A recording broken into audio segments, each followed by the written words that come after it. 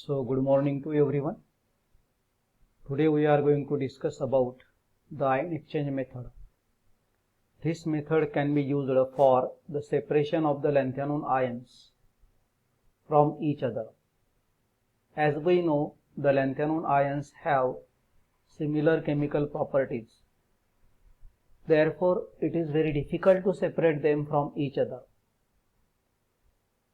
Now, this ion exchange method is the most rapid and effective method for the separation and purification of lanthanums.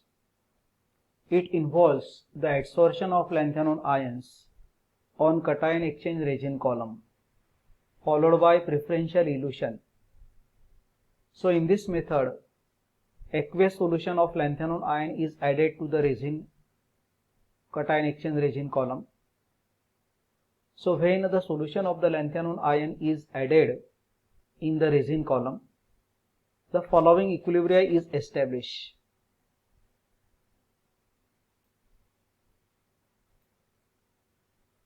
So you can see here, the resin it is in the hydrogen ion form, the lanthanum ions in aqueous phase, and resin it is in the solid phase. So when we are adding a solution or pouring a solution of lanthanum ions into the resin, the lanthanum ions get adsorbed on the resin column, and this equilibria has established. So there is a formation of LNR3 and hydrogen ions are released from the resin. So in this way, the lanthanum ions get attached with the resin and hydrogen ions are free from the resin. That's why this method is called as a ion exchange method. There is an exchange of ions between the solution of the lanthanums and the hydrogen ions of the resin takes place. So hydrogen ions are released and lanthanum ions get attached with the resin column. But the question is that there are 15 lanthanum ions. So which one lanthanum ion is exchanged first with the resin column? So let us see, with the help of the diagram we have to explain this. So this diagram shows the preparation of resin column in the first diagram. So as lanthanum ions are cation, so cation exchange resin column is prepared here. And this second diagram shows the elution of the lanthanum ion and separation of the lanthanum ion from each other.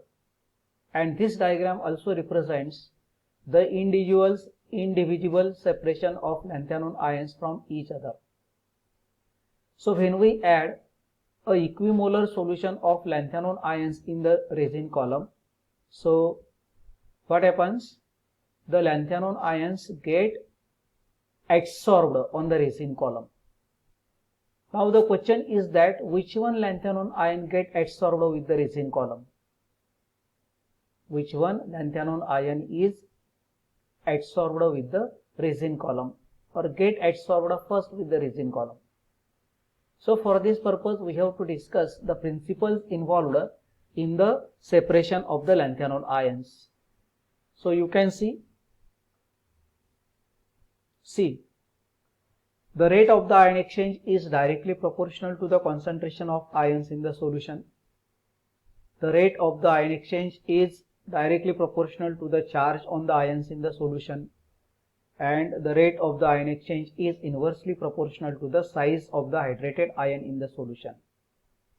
So with the help of these three principles, we can explain where the rate of the ion exchange is greater, or in case of which lanthanum ion the rate of the ion exchange is greater.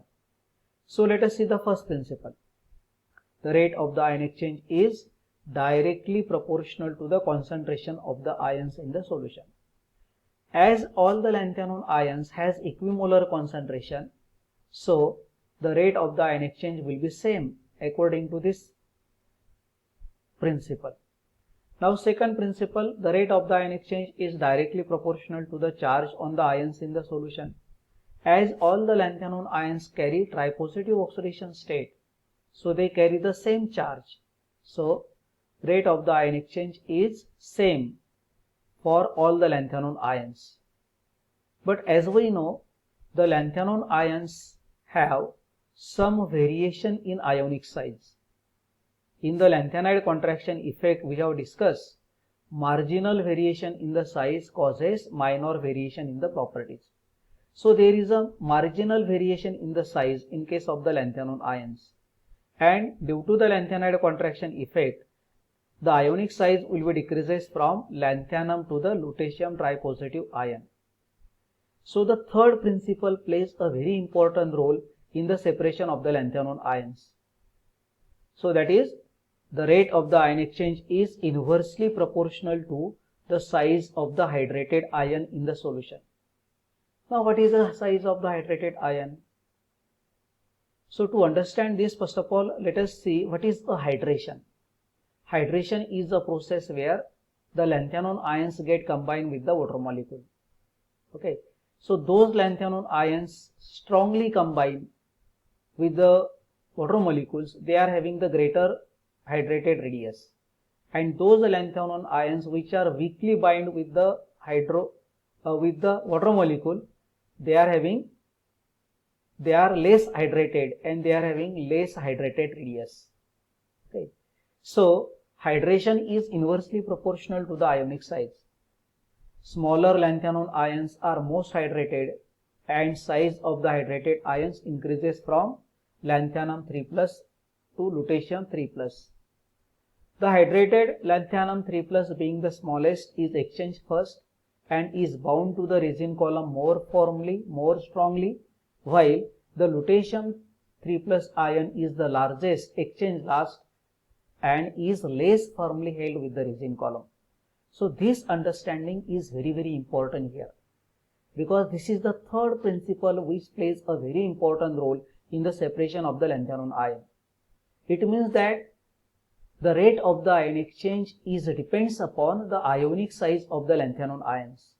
In other sense, we can say that the lanthanum ions which have smaller ionic radii, they are most hydrated and their hydrated radius will be greater, and that lanthanum ions are exchanged last. And those lanthanum ions which have larger ionic radius, they are least hydrated and they are exchanged first with the resin column. So when we poured the solution of the lanthanum ion in the resin column, let us show in this slide.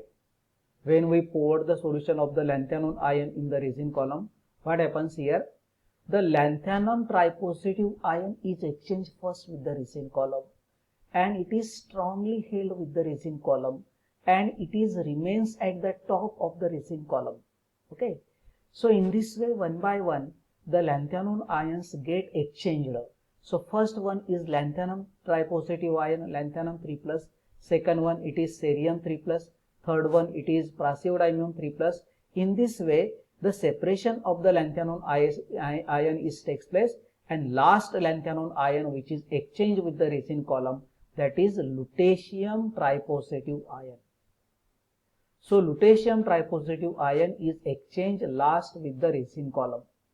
Okay, so these three are the main principles which are involved in the separation of the lanthanum ion, but the third principle is important one, and on the basis of the third principle we can explain where the rate of the ion exchange is greater and where the rate of the ion exchange will be smaller.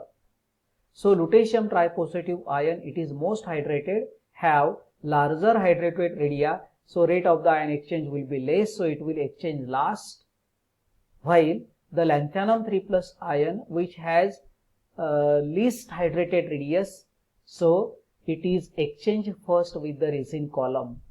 So in this way, the lanthanum ions are exchanged with the resin column.